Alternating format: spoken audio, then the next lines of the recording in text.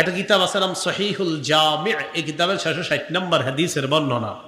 ক্বালা রাসূলুল্লাহ সাল্লাল্লাহু আলাইহি ওয়াসাল্লাম, নবীজি বলেন, ইদা সাল্লাতিল মারআতু খামসাহা, মহিলারা 4টা কাজ করবে। বলেন কয়টা? 4টা।